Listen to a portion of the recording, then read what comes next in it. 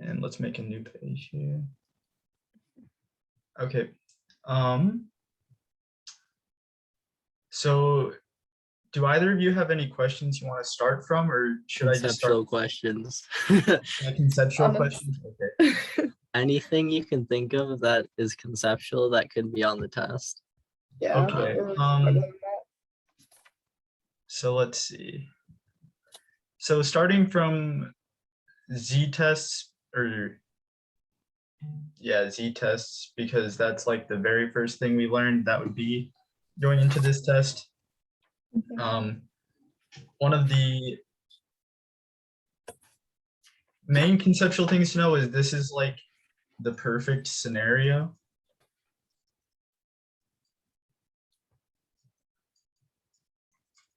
What does that It's mean? you can only do a z-test if you know the population mean, the population standard deviation, and it's almost explicitly used for tests where you're only testing one sample or one group. So one sample.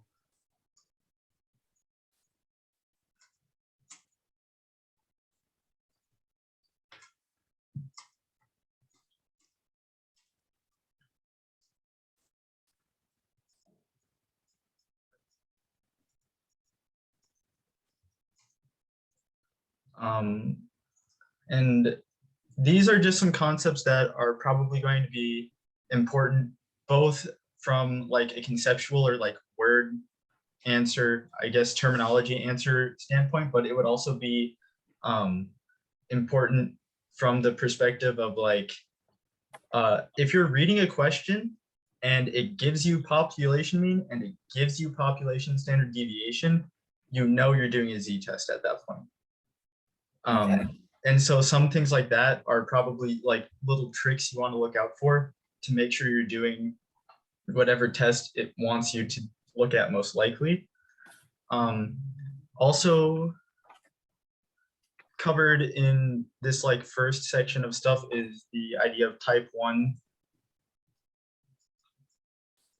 Right, that's I and type 2, which this would definitely be like a conceptual question. Where type 1 error is the You reject the null when it's true. Yeah, is reject null if true. And then type 2 would be retain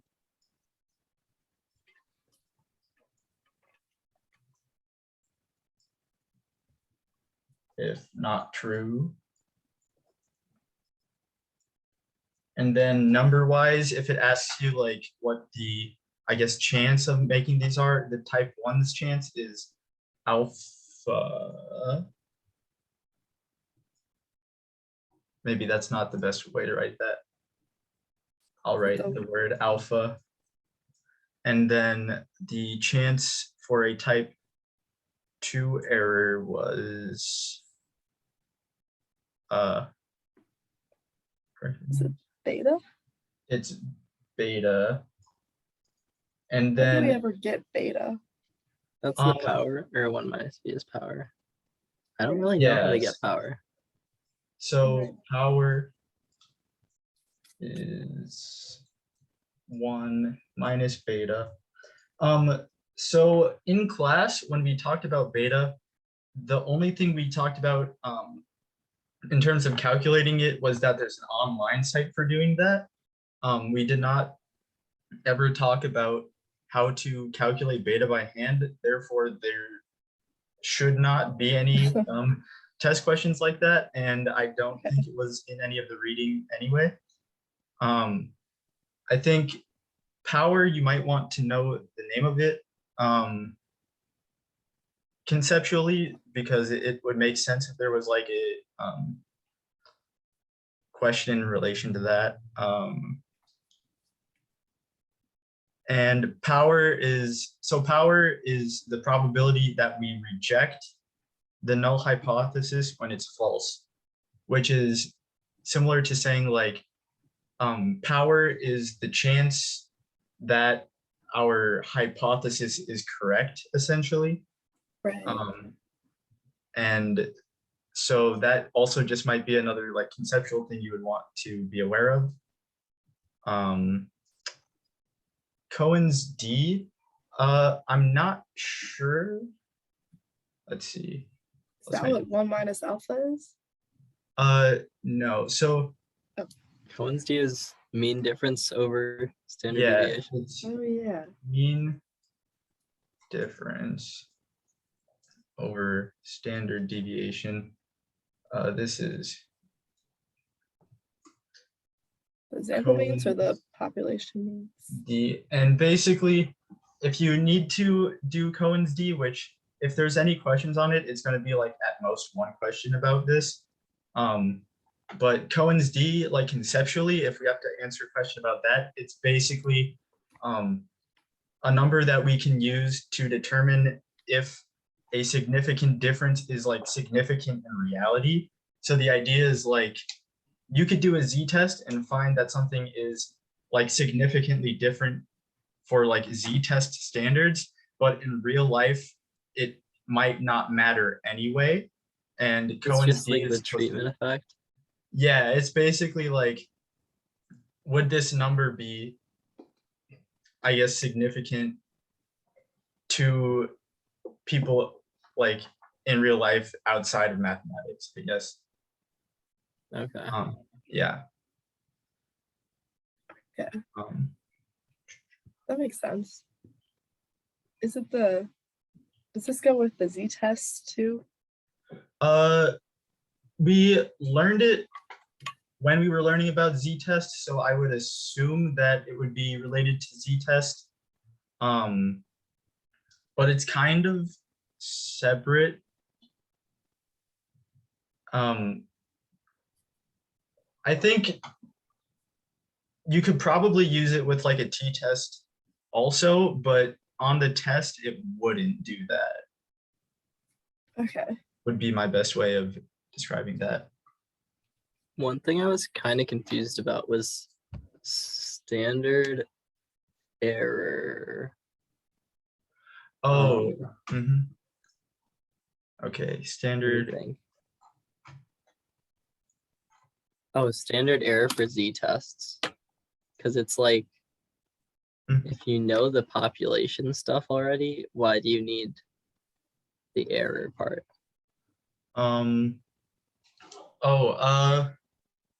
Let's see.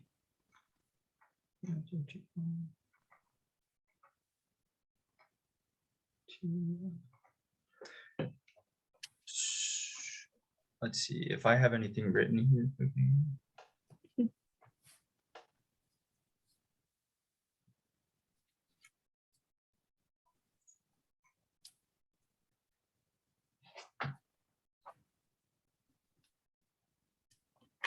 It's 1 minus alpha.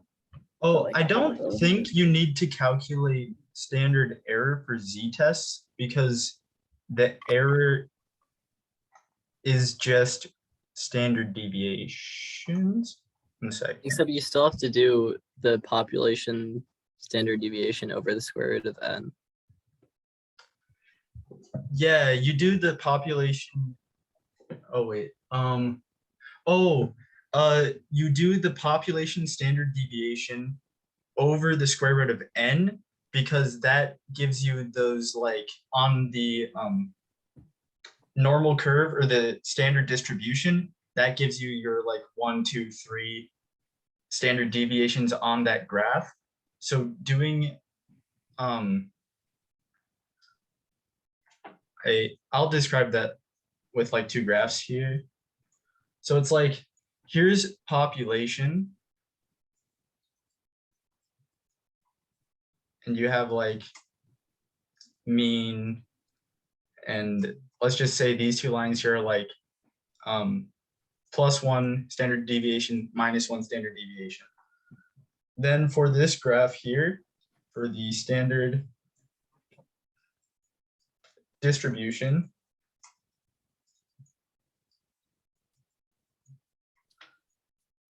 this is like the population mean still. This would be the same number as the one over here. But you do that, the standard deviation of the population, which would be like this over n to get what like the -1 and +1 would be on this graph. Oh. And Because how does this is like the entire population, and then this is the population mean and sample means. Does that kind of make sense? Mm. Let's see. So this graph on the left is every person in the population. Is the one on the right everyone in the sample? And then not exactly. So the one on the right is mean of every. Oh, that's sample. the, oh. Because when you're looking at the standard distribution, it's comparing means of samples and not like data points. That's the thing I was never able to like conceptualize. Yeah, so basically when you're doing like a z-test or a t-test or anything like that, you have like your population data that's here. And when you make the graph, whether it's a standard distribution from the t or a t distribution or standard distribution for z, sorry, and a t distribution for the t, it's just comparing means of different samples. So it's like you're just looking at what's the chance that the sample that you studied has its mean in whatever place. Oh. Wow. And then, yeah, and then that kind of like applies to all of those different tests. So it's like when we found a t-score and then did the t distribution, the t distribution is like a graph showing all of the means, and then your t-score, if it's in the critical area, it's like, oh, the chance of me having this mean score was so low that like it was probably not done due to chance, and therefore we can conclude like there's some significant reason that our sample had a mean that was different from the population. Okay, that actually makes so much sense. Okay, yeah. Okay. So then basically for like everything, whenever you convert it and you're doing your test, either a z-test, a t-test, anything like that, you're looking at means, not like population like statistics for each individual person, basically. Okay. Right. So Okay, hopefully this that is kind why- of helps. Sorry. Is this why in the z-tests our population standard deviation is like, or the denominator is the population standard error of the mean, right? Yeah, so in a z-test, it's the population standard error because you have a population standard deviation, and basically because you know the standard deviation of the population, that means that you can use like it's an ideal test. That's why the z-graph is like the perfect graph or whatever, and everything is super perfect. The idea is like you know everything about the population, so you can easily know the exact chance that you got some result from your sample. Whereas with like t-tests and stuff, it's like the graphs are like less perfect. They're like kind of based on the standard distribution, but they're a bit different. It's because if you don't know everything about your population, there's like more room for, I guess, error. I'm not sure if that's the best word to use for that because it's not like something you calculate really, but yeah. Okay. But the denominator is the standard error of the population, right? Or the standard error of the population mean? Yeah, I I believe think so.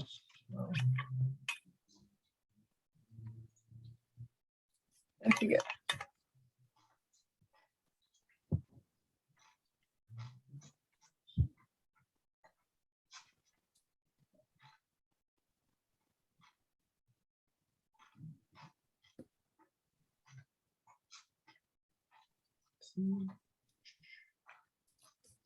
Another question, what are the z-test 1 sample and 2 sample t-tests comparing?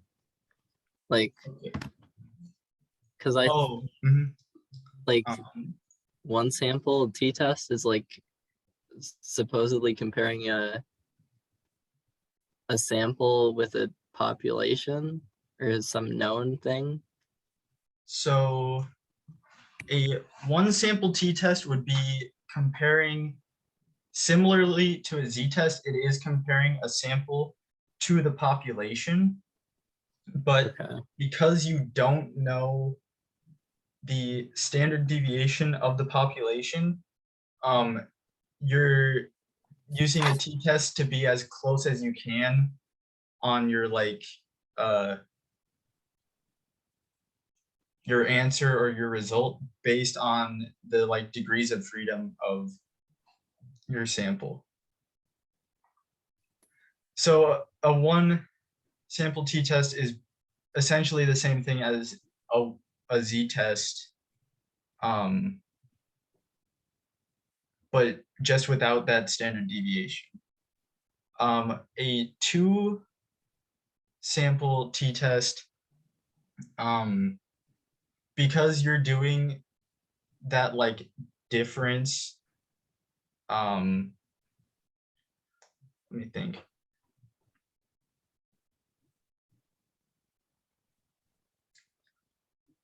So a 2 sample t-test is more testing if there is a difference between 2 groups rather than a group and the population, because when you do a 2 sample t-test, if you find that it's not significantly different, you're basically concluding that the 2 groups that you tested or your 2 samples are so close to being like the same or almost the same that whatever changed between those 2 groups is like not different or not having a significant impact. Whereas if you do find there is a significant difference, or like that point falls in the critical area for a 2 sample t-test, then you're concluding that whatever difference there is between the 2 samples has some significant impact on whatever you're examining. Okay. Can we go over like how to determine the null and alternative hypotheses for each hypotheses Yeah. for each test? So null and alt hypothesis. So for Z and 1 sample T, your null is always going to be, or wait, what would be a better way to put this? So your null is either that sample is equal to population,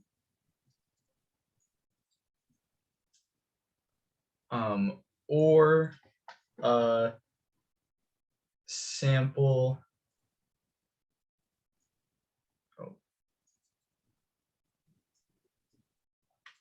is less than or equal to or greater than or equal to population.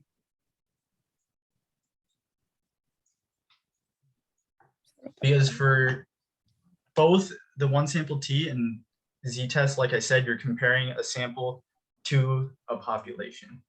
And then the alternate hypothesis for that would either be that the sample is not or sample is less than or greater than without an equal to sign to the population. So do you write that as like X bar is equal to mu, or is it mu equals mu? So it would be X bar is sample and then mu is population for both of them. Okay. For two sample T,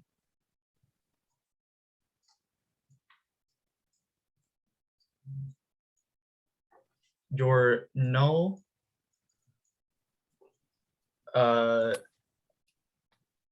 would follow kind of the same idea as this, but instead of sample to population, you're doing sample to sample. I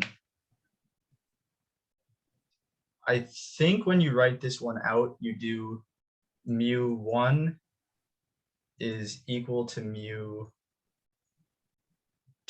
and then the alternate would be mu1 is not equal to mu2.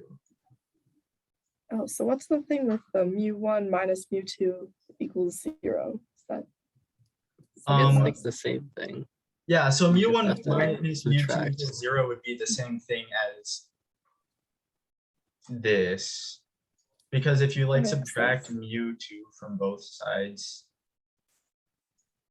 it goes to mu1 minus mu2 is equal to 0. It's just the idea of saying that the two groups are the same or like close to the same. Okay. And then there So does it was matter which way we write it? ANOVA tests. Can we write it as mu1 equals mu2? Or do we need to do the 0? Or does it not matter? It should not matter which way you write it, because when they're reading your answer on the test, they'll understand what you mean. Okay, sweet. And then for ANOVA test, because it's like more than 2, your null will always be that, you know, however many you have are equal to each other. And the alt will always be that like not all are equal. Mhm. And the ANOVA one is really easy because it's always that. For the z-test and both one sample and two sample t-tests, you need to change between the equals and then like the greater than or equal to or less than or equal to based Right. on if you're doing one tail or two tail tests. Okay.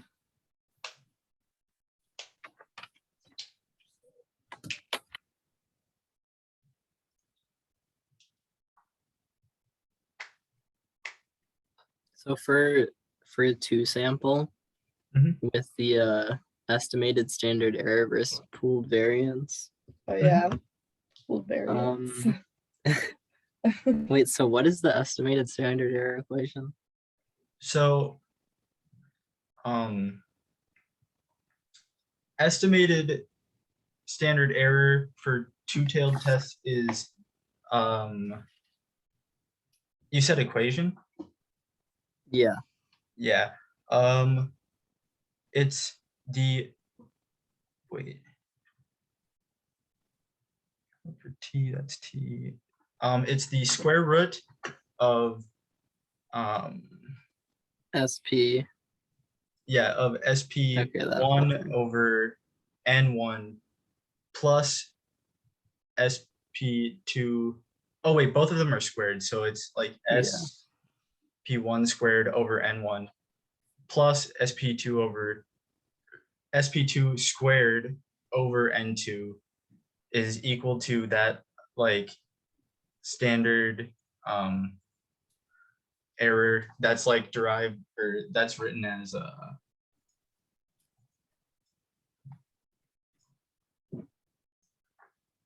this. So it's x1 minus x2 is equal to the square root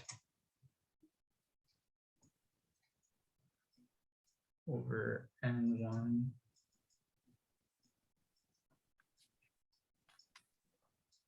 That's how you get the estimated standard error. Yeah. yes. So then, so if the sample sizes are the same, you would use the same SS over N minus 1 equation to get variance.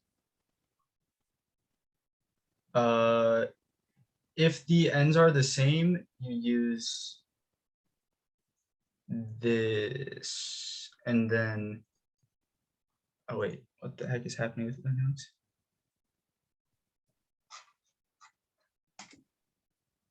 Do you have to use that for both if they're the same sample size and if they're not? So if the two groups are the same sample size, you're supposed to use this one, and then there's the other one, which is Pooled variance. the pooled variance one, where it's still written. Because Oh I wait, thought pooled variance was SS1 minus, or SS1 plus SS2 over DF1 plus DF2. And that just equals the SP squared, the variance. yes. 1 second.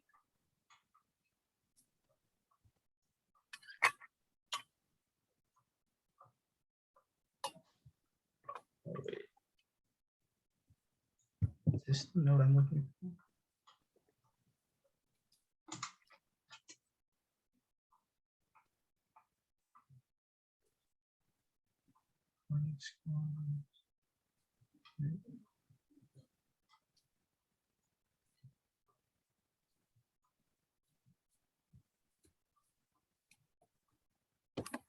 Where did all my notes go?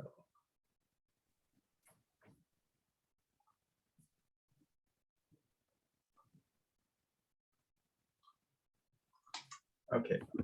And then let's see. So you have the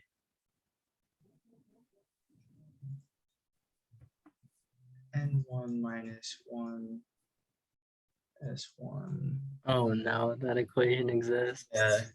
Ugh. I thought I could avoid it. Oh my god. I guess that's similar. Not really. And this is over. What is SP exactly? What does that mean? I think these are. It's just like a This is supposed to be written like. blanket thing, I think. Yeah. Because like for pooled, it's gonna be, or for not pooled, it's gonna be like S of like the variance of the first sample versus the variance of the second sample. Right. In the pooled one, both variances are the same. So it's Mhm. like SP, Oh, meaning for pooled, I guess. okay. Yeah, so in the first one, these are like Thomas was saying, these are just the variance for each of the groups over their sample sizes. But when the sample sizes of the groups are different, it's variance sample size minus 1. So these are like degrees of freedom. So I think that's how you had it written down, or how you were saying this is like degrees of freedom 1 and degrees of freedom 2. Hmm. So this thing could also be like df, Oh, and I this see. would also be df2, and then like this thing on the bottom here would be degrees of freedom, like for the whole thing. That makes Uh, sense. Because that would be Yeah, mhm. and then this is pooled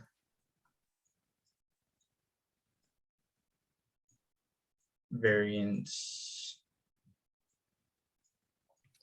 I don't know And where I found the other equation then. this whole thing is just if samples have different sizes. And this one up top is if samples have same sizes.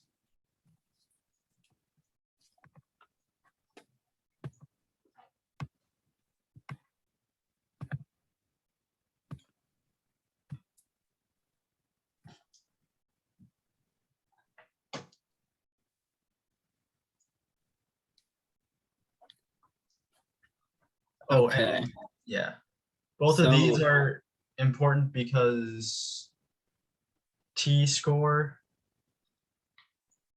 in the like two sample tests is equal to the means of your groups over the either that or that.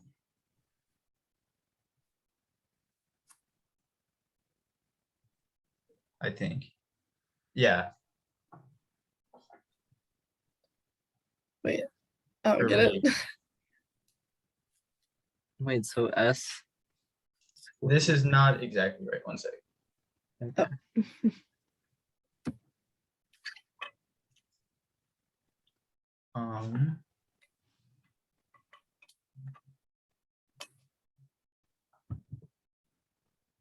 it's equal to. Oh wait, maybe I'll just write this on a new page to make it more space. Okay, so t-score. This is 2 sample is equal to the means subtracted over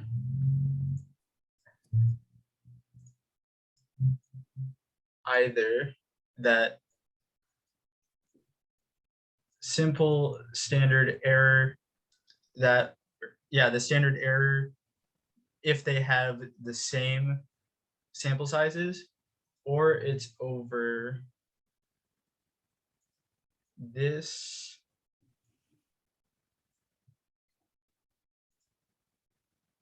times, or how should I write times? Like this maybe? Works. 1 over n1 plus 1 over n2. I don't like this. So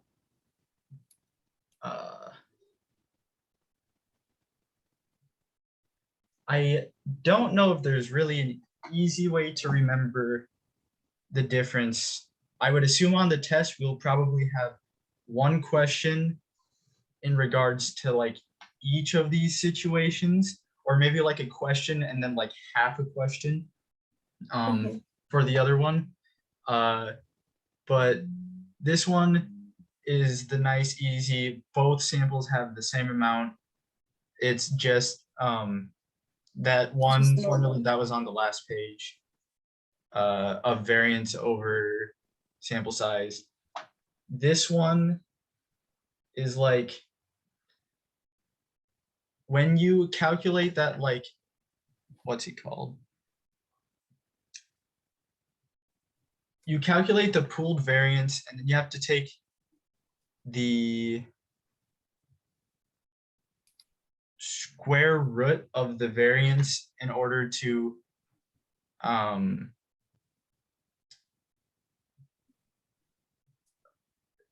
it makes it so that the top of these two are both an S, similar to how the equation Oh for wait, this one had S in both of the numerators. but the square root isn't affecting the n, it's just affecting the variance. Yeah, so the square root just goes on this like pooled variance that you calculated, but it doesn't affect the n in 1 second. That's I'm gonna really write weird. out the other equation again, just so that it's here for comparing. All these equations are going to be on like a sheet, right? That's just said. Yeah, unnamed equations. Ugh. Yeah, they'll be on the thing plus S2 squared over N2. Oh, wait, you're right. It is, sorry. Okay. That makes it less confusing as if we had to remember even more. Yeah, Okay. So that alone is the standard error. Oh wait, no, that's what I have. it's a square root for that whole thing. So it's, if you look at these two like side by side, now that I wrote them out, they should look more similar. Both of them are under the square root. This S2 is basically replacing, here, I'll do this with green, is replacing these two in the equation over there. Okay. How do you get S2P again? Did we go over that already? That was on the last slide. I'll write it again just to have it here, but the Wait, can equation, I share my screen for a second? yeah, go ahead. Oh wait, do I have to stop sharing or give you permission or something? I need permission. Okay.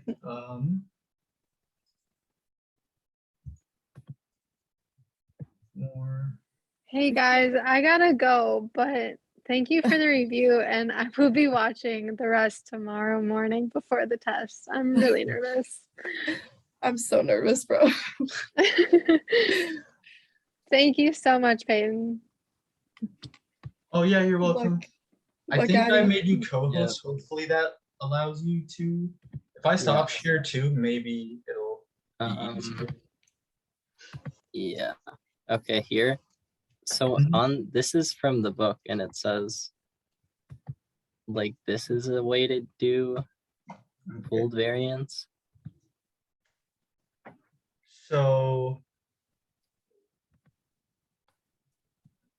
let's see. So SS1, that is like what we were doing with ANOVA tests, I think. Wait.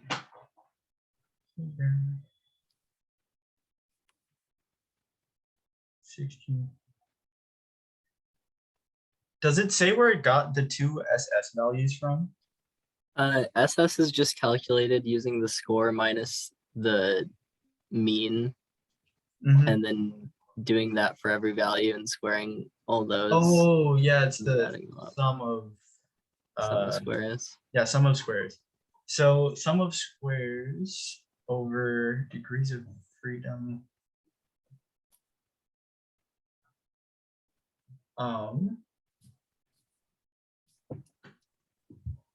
Gosh.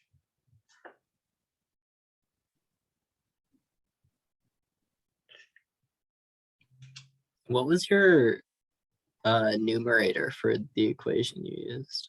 So the numerator for Because the denominator looks the same as the one that you did. The numerator would be, it's The degrees of freedom of 1 times the variance of 1 squared. So the variance squared. Yeah, variance squared times degrees of freedom for each sample added together. Okay.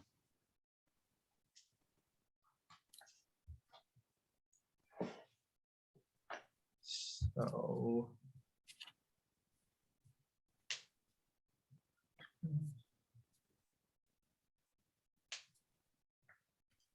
Oh, wait. Okay, wait. Are you sure it's the variance squared and it doesn't just say s squared? So like it's s squared squared?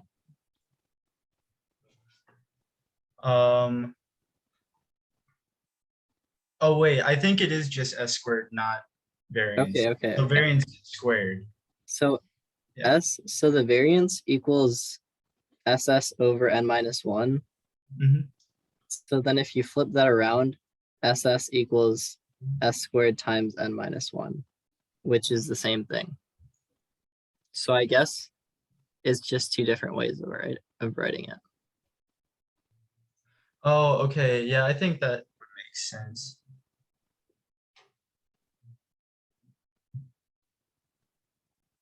Yeah, I see what you mean. Okay. I think that makes sense that it's just a different way to write it then. And that's just not the way that they told us in lecture, even though I think this way looks like it might just be easier. I think it just depends on if we get the variance or not. Because I Yeah. feel like while doing the practice problems, it just never gave variance. So Mhm. then I just had to calculate SS every single time. Okay, yeah. Or it would give SS, which was useful.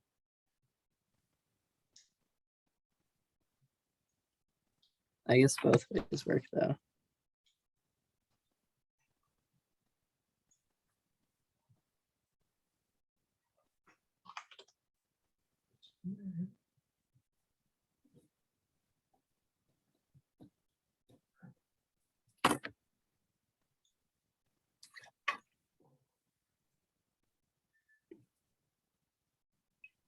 Yeah.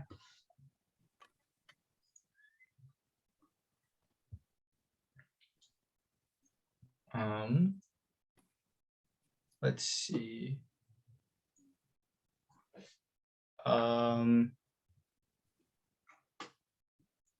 What else is there to cover?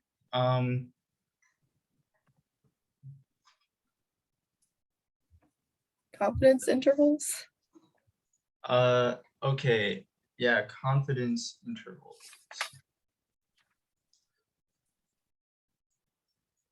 Or anything, honestly. Okay. So this is used for t-test. And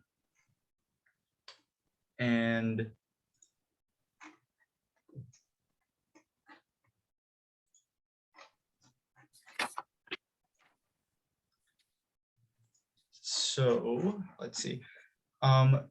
The confidence interval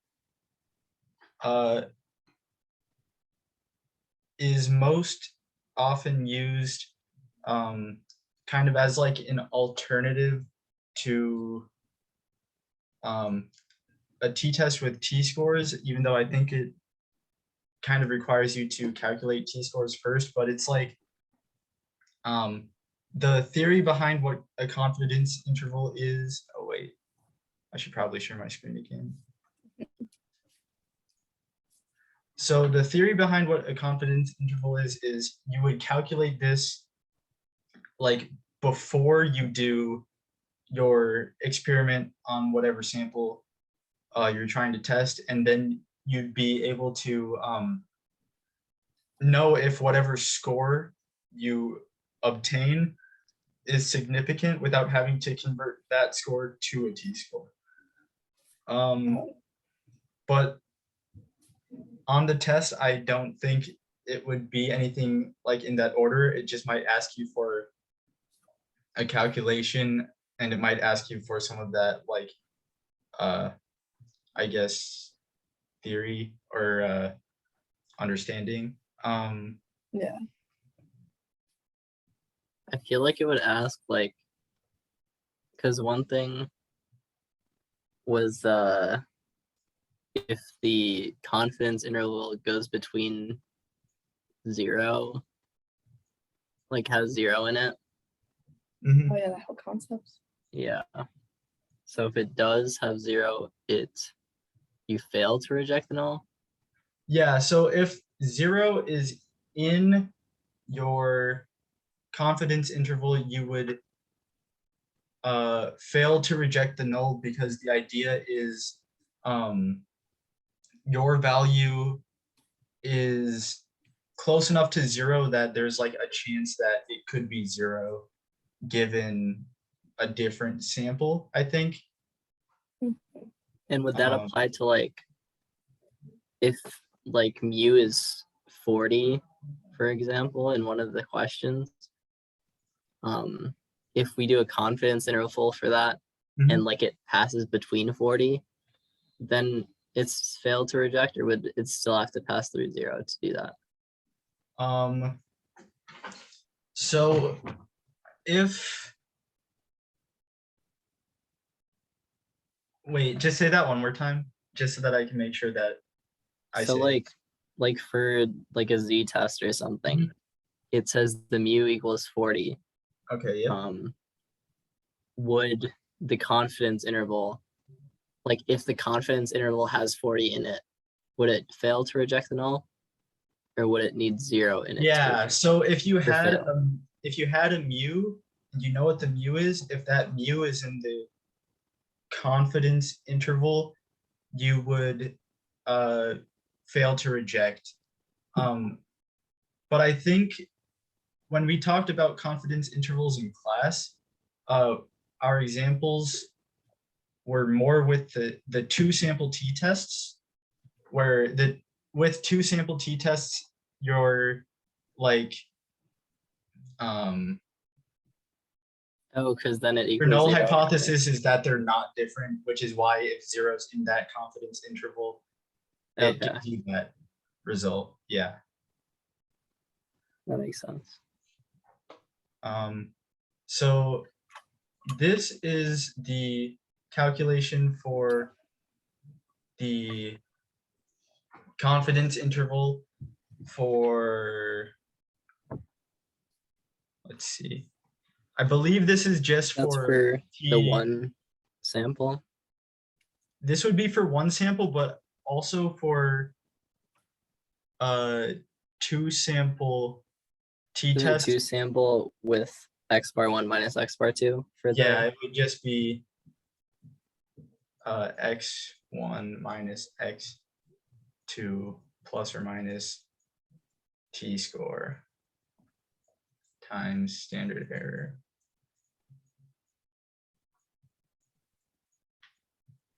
But pretty much the same either way for those. And then there's the other equation that came from the day that we were looking at 2 sample, oh wait, t-crit and, oh wait, no, that's just what this is. Okay.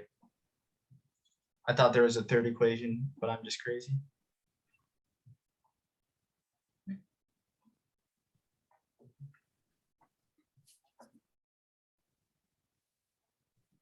So hopefully, I think this one will be pretty easy to remember and just see on that equation sheet, hopefully. Mhm. How do you find the t-score for this? Because I wrote my notes something like, That's just a t crit. oh, Yeah, it's kind of a weird. gotcha. And you use the value of like, not the confidence level as a decimal, but like, I'm gonna write crit here actually too, because I think that's the better way to have it help. Crit. okay. Yeah, it took me a while to figure that out too. Yeah. Um.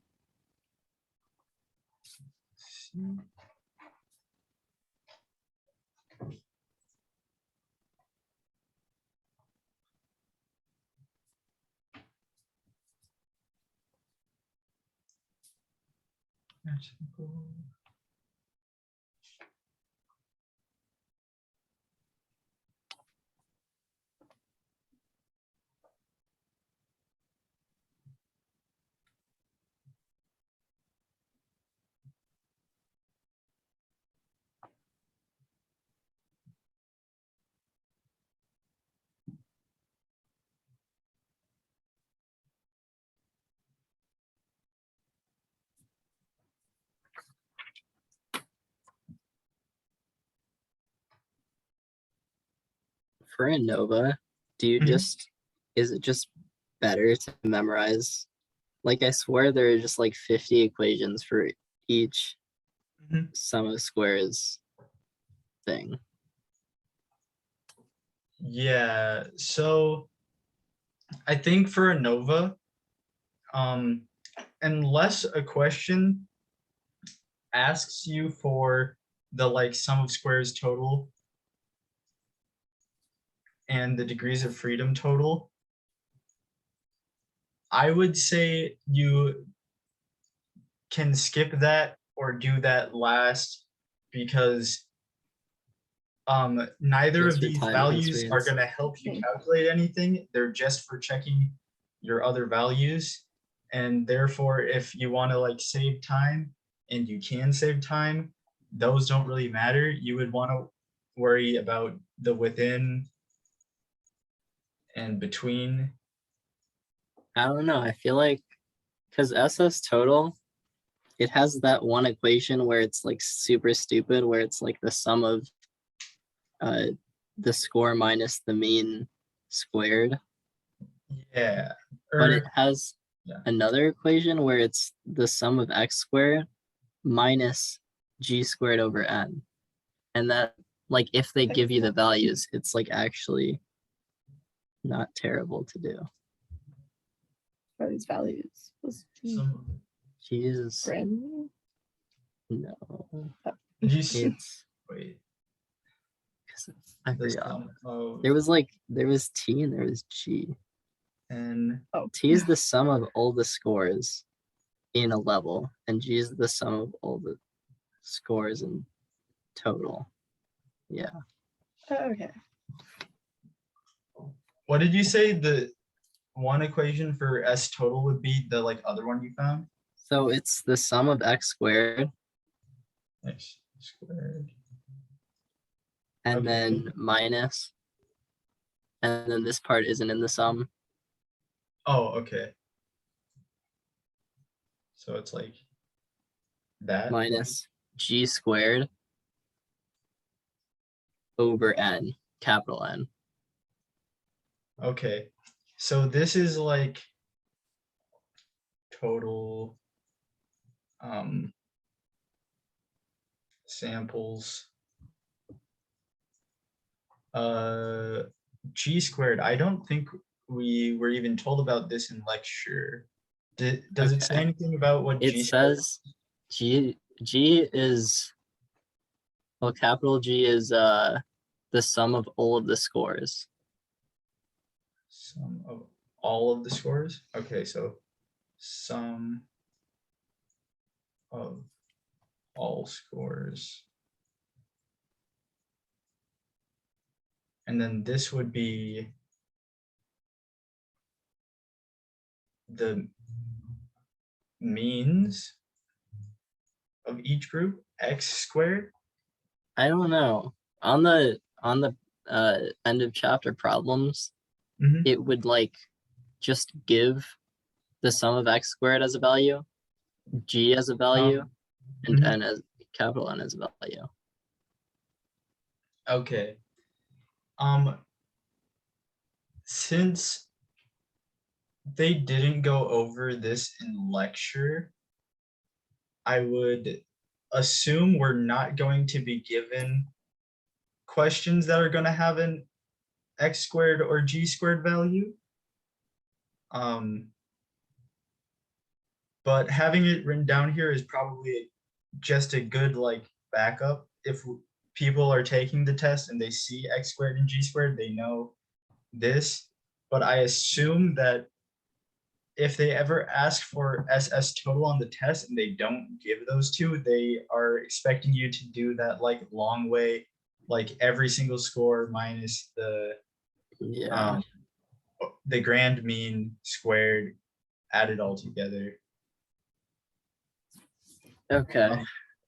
But yeah, so in terms of like assuming that is how they want us to look at it, because that's how we were taught in lecture, I would still say skip total on questions that don't ask for total, because all of the calculations you're going to do are going to be based on sum of scores or sum of squares within and between. Okay, so another thing for sum of scores within, there's one equation that's like the normal one where it's like the sum of the It's like the scores. 3 plus sums or whatever, yeah, where it's like this one plus dot dot dot, where it's Yeah, where it's like the score of the level minus the mean of the level, yeah. and then all added together. There's that one, which I don't know, it would take a while. But then there's another one that maybe might apply, which is just adding all the sum of squares together in all the levels. I don't know if that's like the same thing. That would be the same thing. Yeah, it's just it's written like this way to That's be just like, if you don't have the sum of squares. yeah, so if it doesn't give you the sum of squares for each level, you do this because this is literally just calculating the sum of squares for each level. But if you're like going through the test and it says sum of squares for group 1 is whatever, sum of squares for group 2 is whatever, Yeah. then you can just add those numbers up instead of doing it for each individual score. Is there a squared for the, I forgot. Yeah, it's this minus this squared.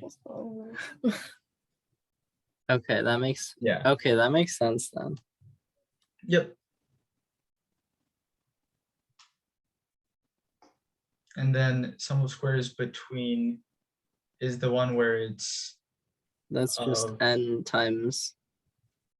yeah, n times x bar minus the like grand one. Okay, n times the mean minus the grand mean for the level. Okay. Just have to memorize those. Wait, memorize the equations? Yeah. I thought they're on the Is paper. that the way that I Except they don't have like SS between equals this thing. You have to know which one SS Oh. between is. Right. Don't they? But she does have like it equals like this variable. So if you know as long as you know. Oh wait, like, really? At least didn't she last time? Peyton, do you remember last time if she had on the sheet with the equations? on the variable sheet of equations, equals it? it's going to have the like how she said in class is that there's going to be the different ones for SS within, SS between on the like sheet of paper. They're not going to be like labeled clearly that they are within or between, but I think it might still say like SS within because that's like the like variable notation of it. That's so Right. nice. I hope so. Last time I forgot, I didn't know which because it gave all the like S squared equals this thing and S equals this thing. I didn't know the difference between S and S squared. Oh man. That is rough. How'd you figure that out? I did. Oh, I mean, studying for this test.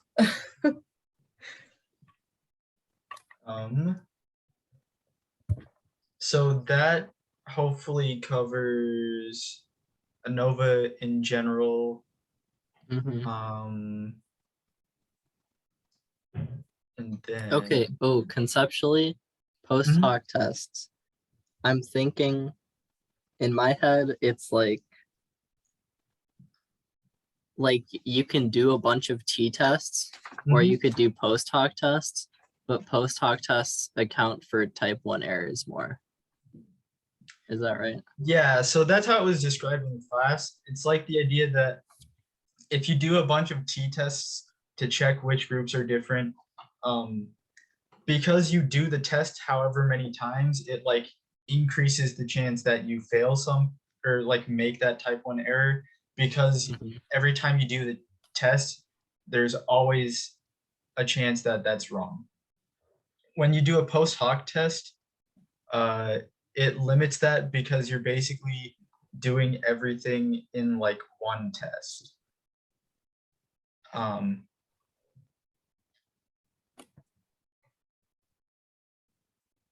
Yeah. Okay, yeah, that makes sense.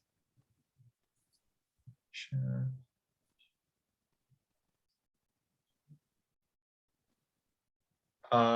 There's the two kinds.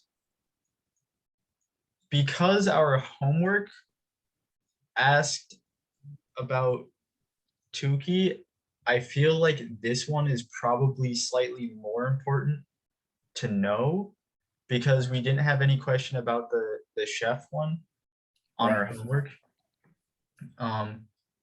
So this one, HSD, Oh, I have to memorize those two. Shoot. this Q crit times the square root of, Oh wait, there were 4 tables, not 3, because we Oh, have to do the the Q crit target one. yeah, so We're saying, that oh, there's fourth only 3 table, tables. oh my god, right. yeah, so the tables in that like B section or whatever, or the tables that will be given, it's like it goes Z, T, ANOVA, and then this one for finding Q value. And Q value is based on degrees of freedom within. Wait, was chef the one where it was like, chef is the weird one, right? Where you would do the same test except Yeah, with so like, chef uses F distribution, which I think is the same. Yeah, F distribution. So it is the same like graph that the ANOVA test uses, because ANOVA is based on F score. And that one is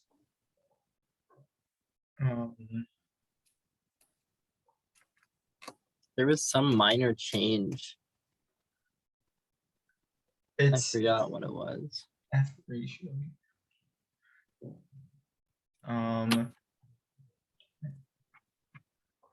You divide the F ratio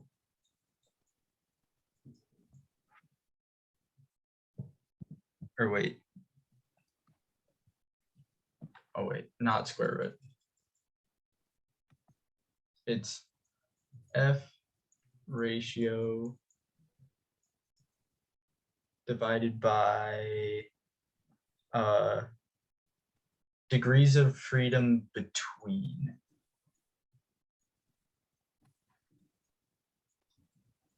But this F ratio is calculated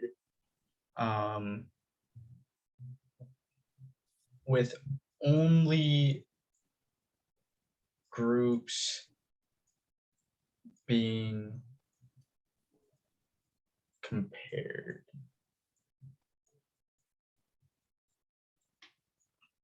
So you would calculate an F ratio between like the two groups you're comparing for the chef test, and then you divide it by the degrees of freedom between, but it's like the total.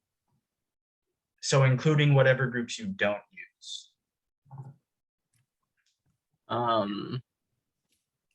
I remember that correct. Oh yeah, okay, wait. Okay. F ratio only groups being compared. So basically you find the all the values you need for an F ratio test for an ANOVA, except you calculate them only using the two treatments or Yeah. levels. And then you divide that by, okay. That's, I Is hope this for that's the not on the test. Yeah, for sure. Okay. Just to clarify, is the family-wise error rate, that's what you were talking about with all the T tests and how that would like, the more tests you Yeah, do. that's like the total. the Oh more, like, yeah. So the improvement. family-wise error. Yeah. Let's see if I can get a different color here. 'Cause that's like a term that I could see her Yeah, using as a definitely. question. So family-wise error, this is equal to 1 minus alpha to the Of comparisons. like number of times you do it. So number of comparisons. Yeah, I thought this equation was like unnecessarily complicated because isn't it just like the percentage that you would make it So error it's like times the number of comparisons or to the number of comparisons?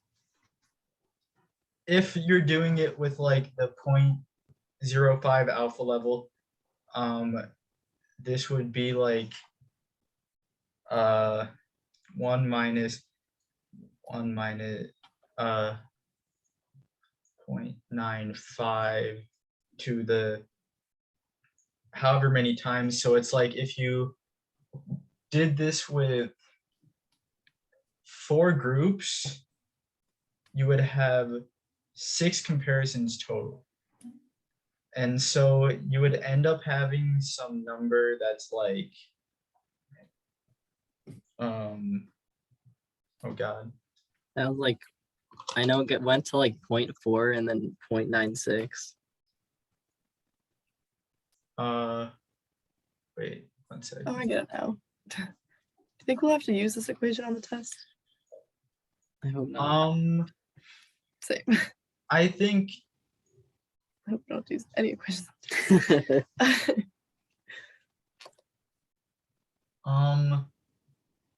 there's a chance that it would be used on the test. If it would be used on the test, it would be like in a singular question for like 1 point.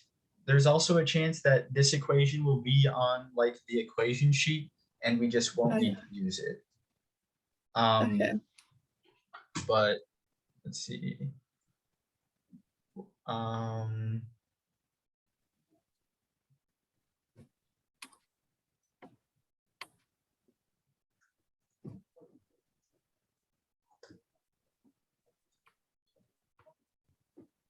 So it's like the number will be kind of close to if you just added up all the like 0.05 whatever error for each T test you did. Yeah. Family-wise, error-wise, but it's like if you added up 0.05 6 times, you'd be at 0.3. But instead, when you use this equation, it comes out to 0.26 because it's not. I think the way she described it is like each time you do a T test, it isn't like adding on error, it's like multiplying by error or something like that. Yeah.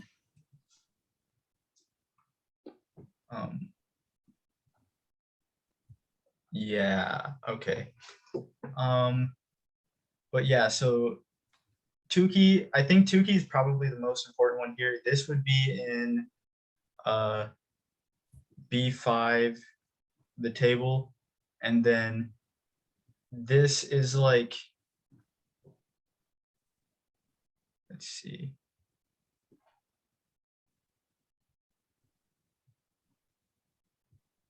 Oh yeah, and then the MS within and the N, I think are just, you can take them from what you calculated before.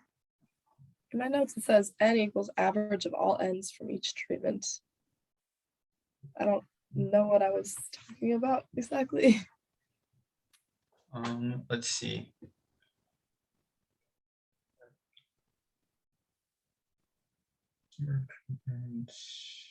Q crit alpha.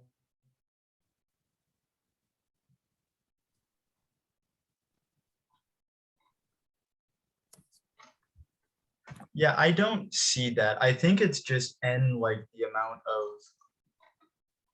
of samples in the group that you have. Oh, okay. I wrote assume all n's are equal, or you must make n equal the average of capital N. Yeah, that's all probably n's are why I equal. wrote average. But Oh, wait. So I guess if it's like n capital N equals 30 and there are 3 groups, even if they're like unequally Distributed, it would distributed. be 10 anyway, Yeah. because 30 divided by. Okay, that would make sense. oh, okay. So you're assuming they're all equal. Yeah, basically. Mhm. Okay.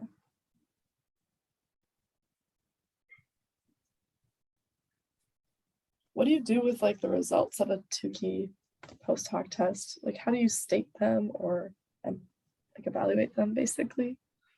Okay. What do they mean? That's gonna be a So pain to when do. you do What? this Do equation, multiple Tukey tests. Oh, so this equation will give you some number that you only have to calculate once. And then how you do the Tukey test after this is you just take the mean of 2 groups you want to compare, subtract them, and if that number's like absolute value is bigger than your Tukey score, then there's a significant difference. oh, okay. So if like x bar 1 minus x bar 2 absolute Wait, so value. so Tukey is just comparing 2 things each time, right? 1 second. So when you do this thing that I wrote in the like dark blue up top, that's comparing 2 different things. But the HSD value. Wait, it actually, so you just need 1 Tukey test. Yeah, so you just find Oh, the that's HSD so one nice. time. It's just Q from the table, That's nice. the MS within, which is the same one that you calculated before when you were doing the ANOVA test, the N, or that like average N value for however much is in each group. You just calculate that number, and then the comparisons for groups is just mean of this group minus mean of this group. Okay. Is that number bigger Sweet. than the Tukey number? If it is, they're different. That's so nice. The mean difference between the two is bigger than the Tukey score. Is that what you said? Yep. Okay.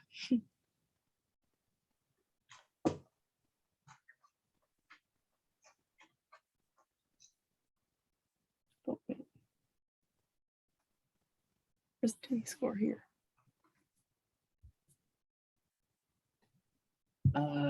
It's not, it's kind of simplifying the data.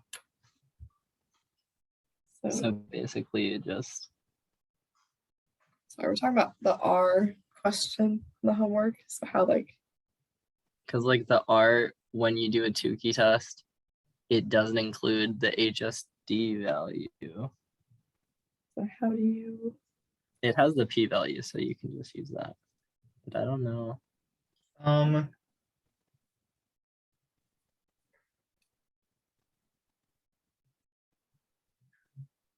I think even though it doesn't include the HSD value on the output, what you're supposed to do is like, if the p value is smaller than your alpha value, then that's like significant or whatever. Or I think the other way is if you're looking, it like gives output output for like lower and upper, if 0 is not in that like lower upper critical range, that means they're Oh, different. That means what? It means they're significantly different if it's like the outputted confidence interval doesn't have 0 in it. Okay. if it doesn't, then it's. Oh, okay, I see. Okay, thank you.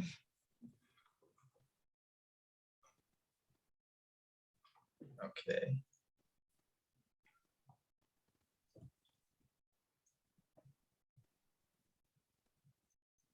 Okay.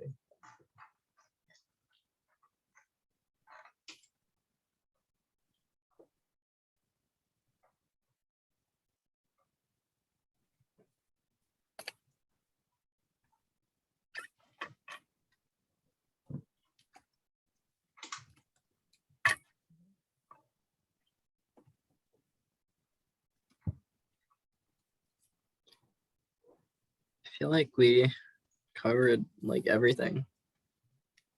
Yeah, did we? I'm trying to scroll through quickly just to see if there's any like one-off things that were talked about. There's like, Maybe. oh, what's this from? There's something where it's like xij is equal to Mhm. Oh yeah, U is that the individual score? tau. That's for- j Oh wait, it's getting Plus- confusing now. epsilon. What's epsilon? This way or something like that, Yeah, what? which is let's see. This was described on the day that we were learning like about what ANOVA is used for, but didn't get any like explanation on Oh, how to that actually was like, oh, this is that was the, The individual score, how you calculate it, right? yeah. that was with like errors or something, or like, Yeah, the errors within groups. yeah, Yeah. yeah. Mm-hmm.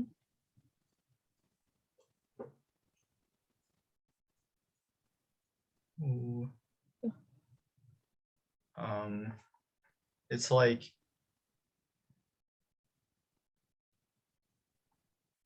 I don't remember what each thing is, but I'll just put It's errors.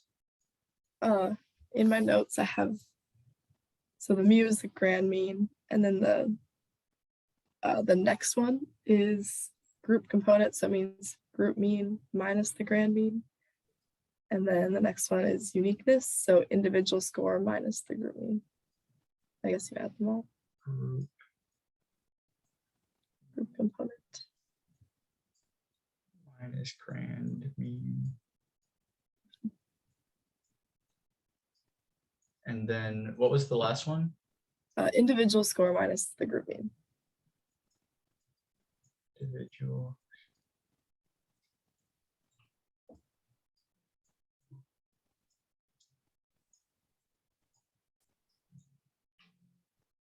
All right, yeah. Also, what is r squared again? So R I'll that have on in the the group lecture? chat. Oh, I hope you don't have to do that. R squared. Which day was that on? Do you remember? No, I just saw it in the Did we group even chat. go over it? R squared. Mm, Open up the group chat and see what that question was. I'm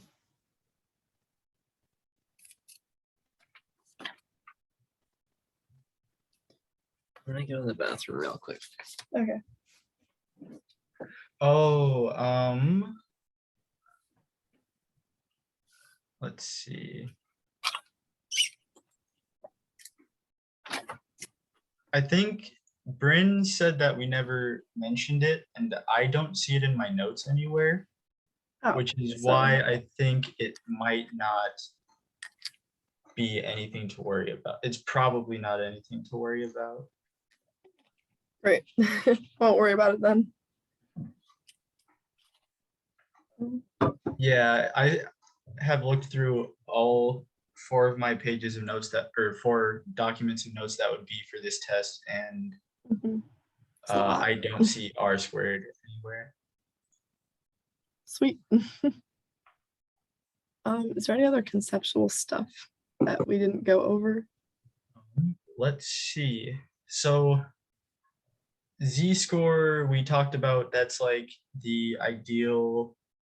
You have all the population information. Yeah. T value.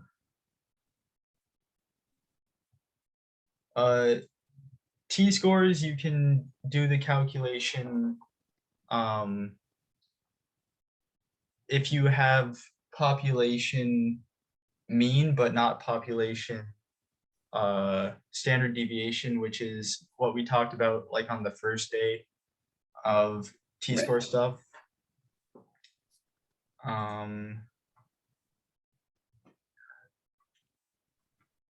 Understanding the directional versus non-directional is probably somewhat important. Just understanding like it's non-directional if it's asking for like difference in general, and if Yeah. it's directional if it's specifically asking for like greater or less than type changes. Okay.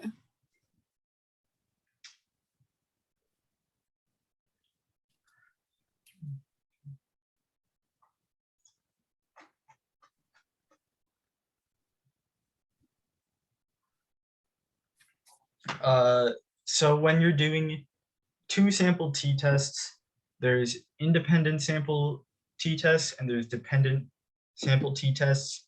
Independent samples is like if there's 2 groups, the reason why they're in the groups is not related to anyone else, and the difference between the 2 groups is like you changed just some variable but tested it on different people. Dependent sample, Related? that's the independent sample one, is if they're not related and the groups are just like randomly chosen.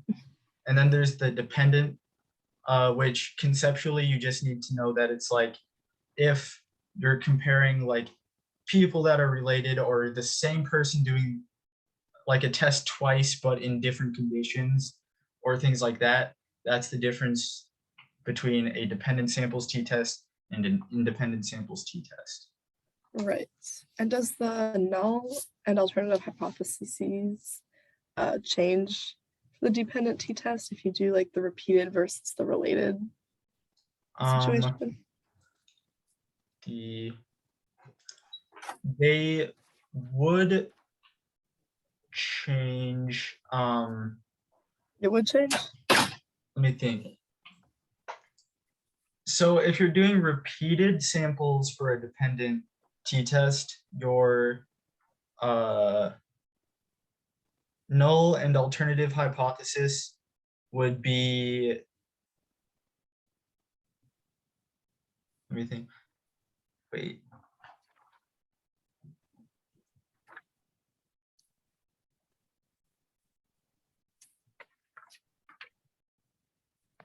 Maybe it's kind of hard without like specific examples. Yeah, I don't think it would greatly change. Like what would change is like if you were writing it out by words and not by like mu's are equal to each other or means are equal to each other, because if you have one that's by repeated samples, you're writing like a null or alternative hypothesis that's about does whatever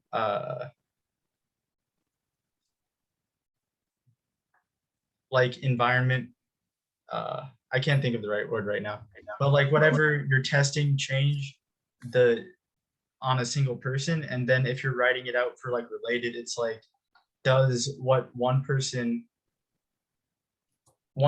score or what one person thinks, is that related to what another person's score is or what another person thinks?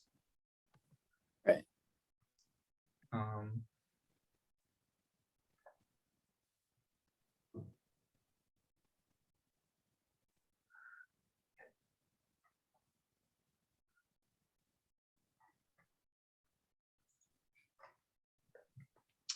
Oh yeah, and for dependent samples t-tests, dependent sample t-tests are more similar to one sample t-test than two sample t-tests, because for that one, you're just using the D score, Right.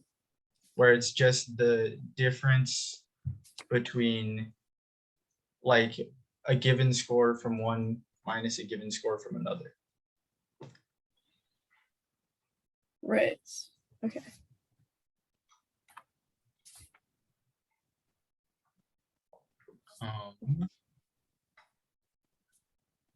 I don't know if there's going to be a question like it, but I would say look out for there being a question that's like, given you have three different things you're testing in an ANOVA test, what are the six possible outcomes for your, or like the six possible ways the means could be different, or the six possible ways that the null hypothesis would not be true, where you just have to write out the 1 is equal to 2 is greater than 3, 1 is equal to 2, or 1 is greater than 2 is equal to 3, and so on and so forth.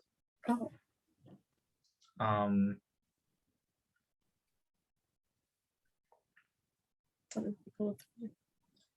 for which test?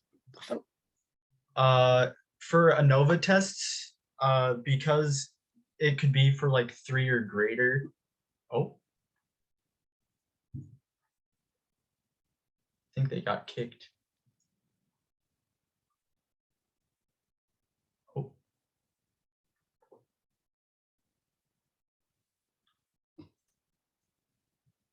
Oh, I think that might be a Wi-Fi problem. We'll wait a second and see if they rejoin.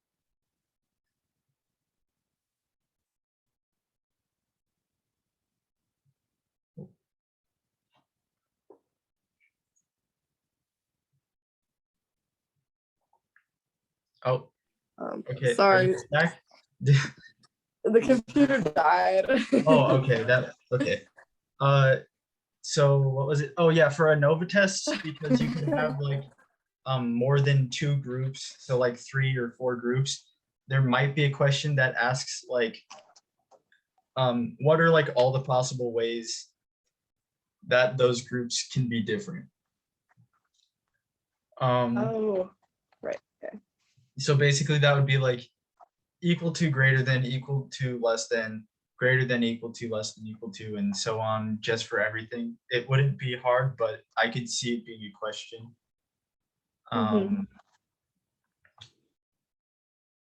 Nova.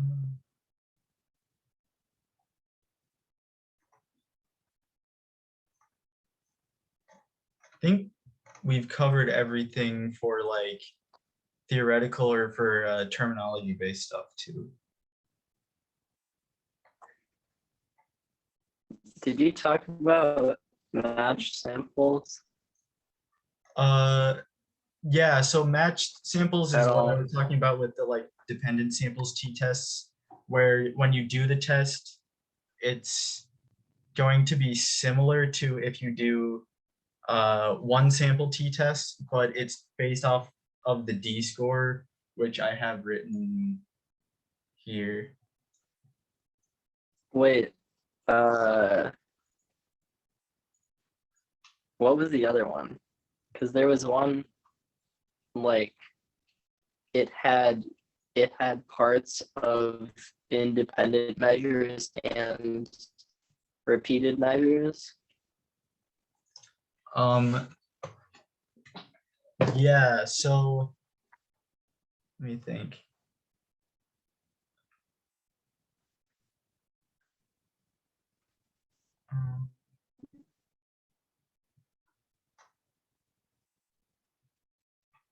Trying to, let's see if there's something written in the slides that I'm missing here.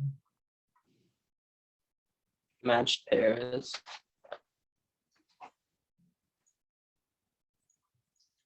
Oh, matched error. I have. Oh,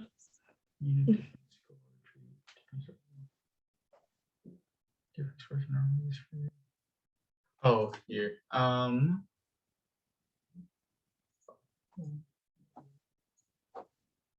Okay. D equal to D score minus mu difference over this. So this would be the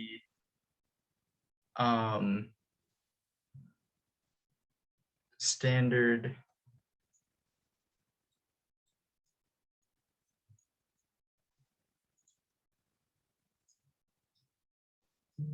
error of differences.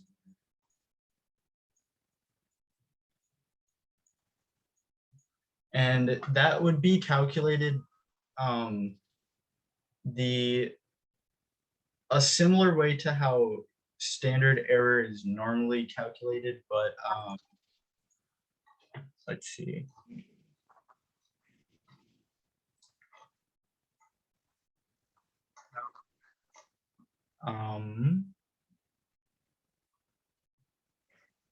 Let's see.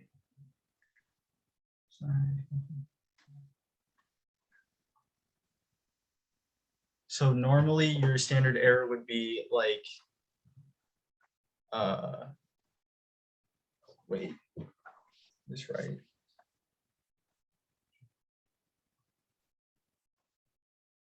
It's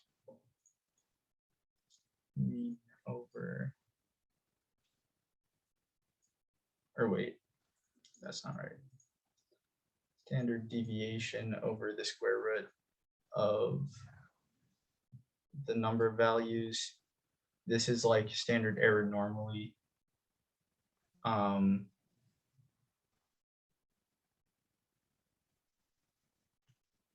Yeah. And then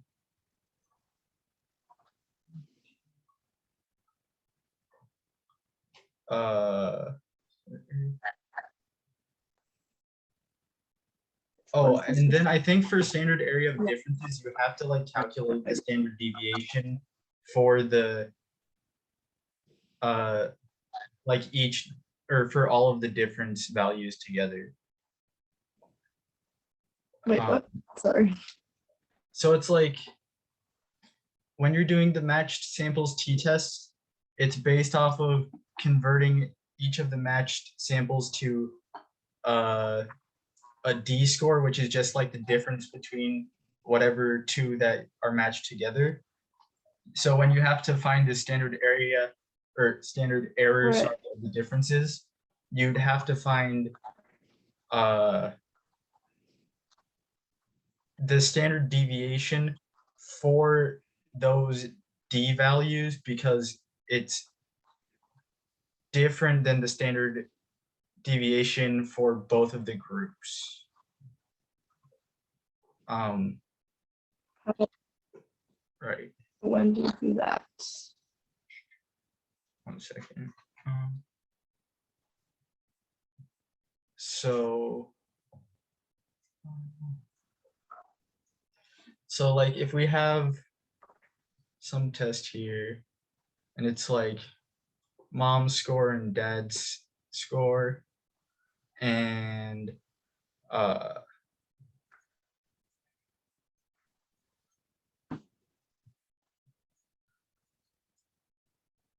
then so their D scores would be 2 and 2 and 3.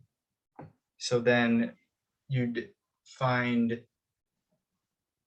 let's see, and then the mean Yeah.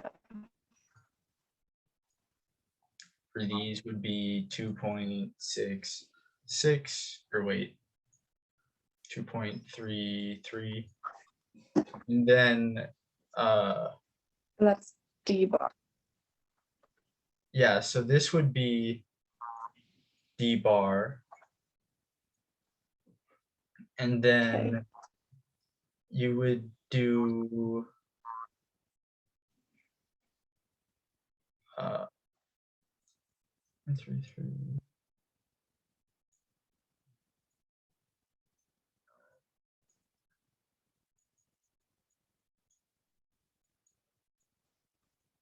So then this would be like the calculation of the standard deviation for the d values. Or wait, would it Oh wait. Face. over 2? Wait. What's the 6 from? Or wait.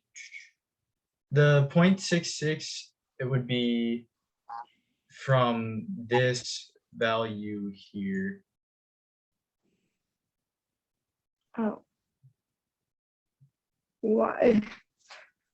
I'm sorry, my brain is dying. That's okay. It's because so when you're calculating like a standard deviation, the standard deviation is that like the variances, which would be each score, subtracting the mean squared, and then the square root of all of them over 1 n minus 1.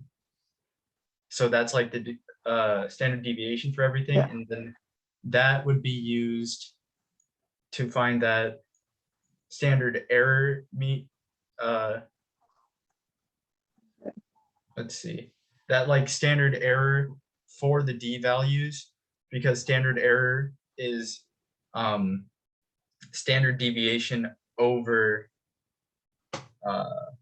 n, or the square root of n. But I think that numbers like that would probably be Right. given to us on the test.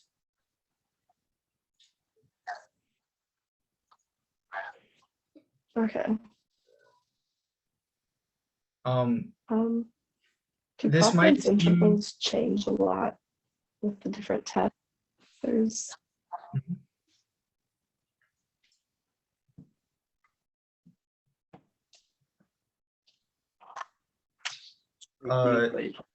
confidence Yeah. intervals, is that what you said? Just between one test and two tests. okay. So there's just a different equation for the 1 test and the 2 tests for confidence intervals. Like these two. Yeah.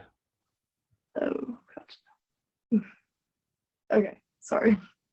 Also, hopefully this wasn't too confusing, but basically the idea is because you're making this list of D scores, the standard deviation, which would help you calculate that like standard error for the D scores, is going to be different than what it is for the like 2 groups, but it's just calculating a standard error similarly to you would for T tests or Z tests or everything else. So most likely that standard deviation number will just be given to you on the test. Okay. Sweet.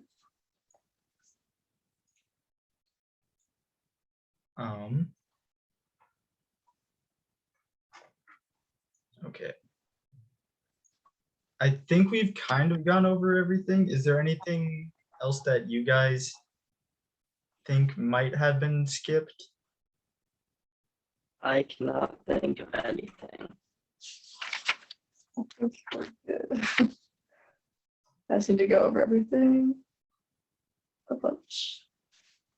Yeah. Thank you so much again. All right, Yeah. yeah, you're welcome. I think basically for remembering everything, I would probably worry about trying to conceptually be able to work everything out for the most part, because we will be given the equation sheets.